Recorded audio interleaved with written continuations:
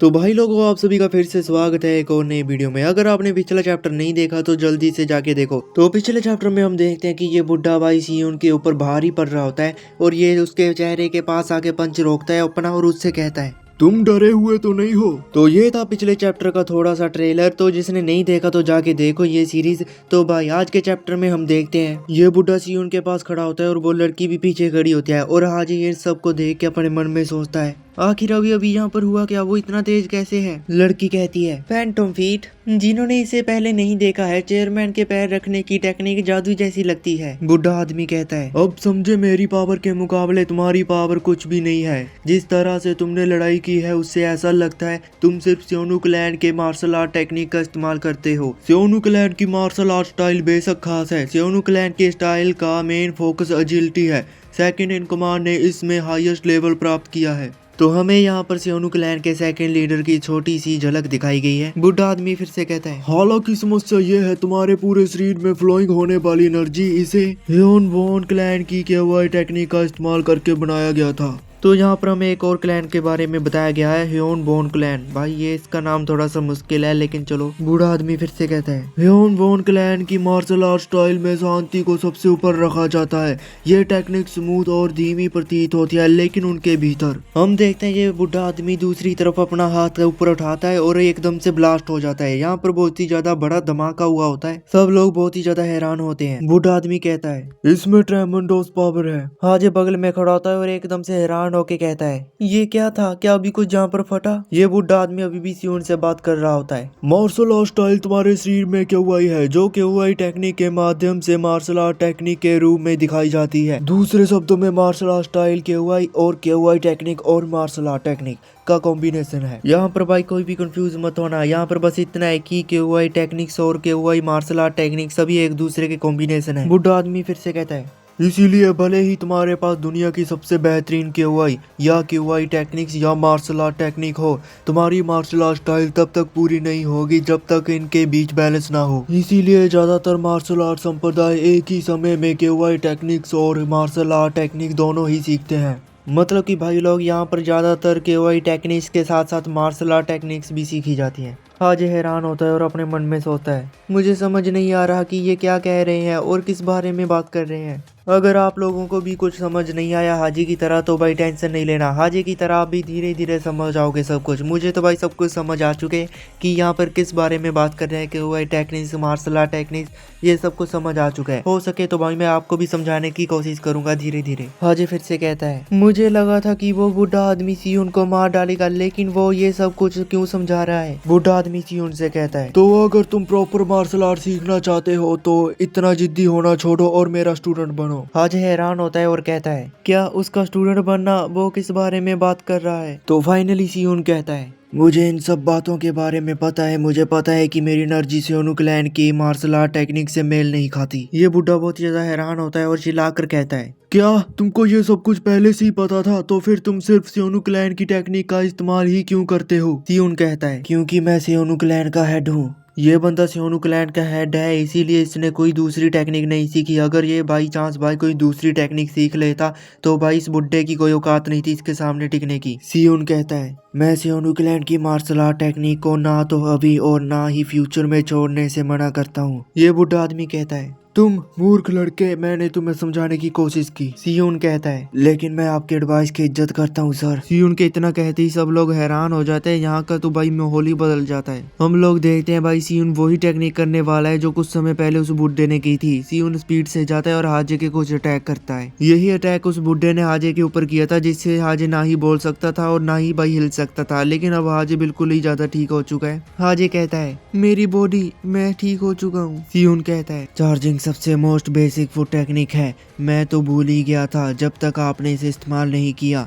मैंने इसे सीखा भी था। मतलब कि भाई जो बुड्ढे ने पहले फाइट में ये टेक्निक इस्तेमाल की थी ये सियोन को पहले से आती थी। सियोन तो आधी टेक्निक्स भूल चुका है, नहीं तो उस बुड्ढे की क्या औकात थी इसके सामने खड़ने की। क्योंकि भाई आधी टेक्निक्स तो ये बंदा भूल ही चुका है। जो उस बुड्ढे ने पहले टेक्निक इस्तेमाल की थी ये सियोन को पहले से आती थी। लड़की कहती है, क्या उसने अभी अभी फैंटम फी टेक्निक का इस्तेमाल किया? हाजे कहता है, सियून तुमने ये कैसे किया? सियून कहता है क्या तुम ठीक हो? हाजे कहता है हाँ पर, लेकिन सियून बीच में बोलता है फिर जो बात तुम पहले कह रहे थे मुझे वो सब बताओ। हाजे बताता है जब तुम बाहर गए हुए थे उस बुढ़े आदमी के बंदों ने तुम्हारे अपार्टमेंट में घुसकर मुझे मारने की कोशिश की। सियून कहता है तुमको कैसे पता वो उसके लिए काम करते हैं? हाजे कहता है जीनी ने बताया और वहाँ एक मुंगीमा नाम का बंदा था, उसने कहा कि वो उस बुढ़े आदमी के लिए काम करता है। उसने जीनी के गले पर चाकू भी रख दिया। तो यहाँ पर उस बुढ़े के तो एल लग चुके हैं क्योंकि भाई सियून को भाई सब कुछ पता चल चुका है। हाजे ने सारी पोल खोल दी उस बुढ़े के बारे में। सियून कहता है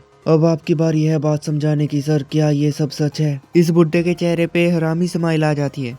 सब बकवास, पहले तो उस आम लड़के को मुरीम की पावर मिलती है और फिर वो इन बेतुके इल्जामों से मुझे बदनाम कर रहा है। हाजे कहता है तुम्हारा क्या मतलब है इस बात का? तो इससे कोई लेना देना नहीं है कि मैं एक आम नागरिक हूँ। बुड्ढा कहता है मौजूद लेकिन इनविजिबल, ये वो अटूट समझौता है जो मुरीम ने म्यूचुअल कोऑक्सीडेंस के लिए इस दुनिया के साथ किया था।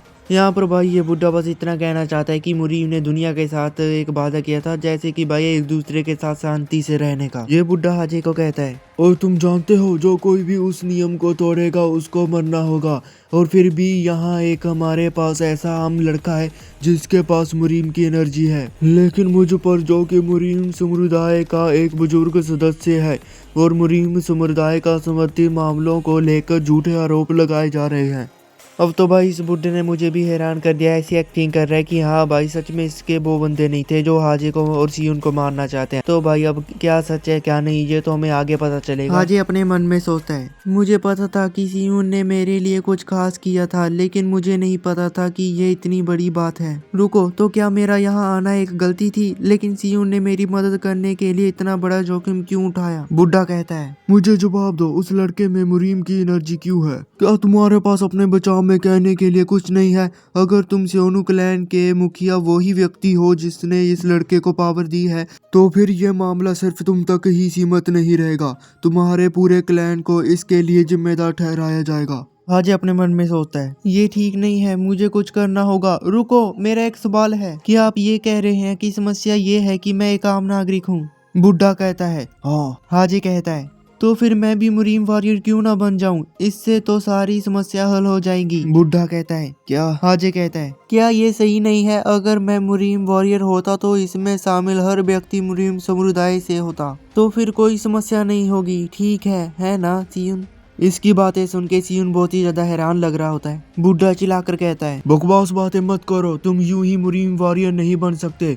मुरीम वॉरियर बनने के लिए तुमको मुरीम वॉरियर के परिवार से होना चाहिए या फिर कम उम्र में ही किसी मार्शल आर्ट संप्रदाय में शामिल होना होता है। तुम्हारी उम्र में किसी आम नागरिक के लिए मुरीम वॉरियर बनना नामुमकिन है। सियून कहता है मैं भी उसी उम्र में मुरीम वॉरियर बना था, इसीलिए कोई कारण नहीं है वो भी मुरीम वॉरियर ना बन सके। बुड्ढा आदमी कहता है ये क्या बकवास है? सियून कहता है ये लड़का अभी से सियोनु क्लैन का मेंबर है। बुड्ढा आदमी फिर से कहता है तो हम डिसाइड करेंगे कि ये बेतुका है या नहीं, ठीक है? सियून कहता है अब आपकी बारी है मुझे जवाब देने की, क्या तुमने अपने आदमियों को मुझे मारने का ऑर्डर दिया था? तो इस बार भाई लोगों सियून बहुत ही ज्यादा सीरियस लग रहा है। बुड्ढा कहता है मैंने ये बकवास बात बहुत सुन ली है, आखिर मैं ऐसा ऑर्डर क्यों दूंगा? सियून कहता है मैंने तुम्हारे आदमियों को उसे पीटते हुए देखा, अगर आपके पास छिपाने के लिए कुछ नहीं है तो फिर तुमने मुझसे मिलने आए किसी व्यक्ति की पिटाई क्यों की? मुझे पता है सियोनु क्लैन के साथ आपके संबंध अच्छे नहीं है, फिर भी मैं तुमसे मिलने के लिए आया, लेकिन अब मुझे एहसास हो गया है तुमसे कुछ भी उम्मीद करना पागलपन है। ये बुड्ढा आदमी कहता है मेरी बात सुनो, तुम्हें कोई गलत फहमी हुई है। लेकिन सियून कहता है क्या तुम्हें सच में लगता है कि अभी भी मैं बात करने के मूड में हूँ?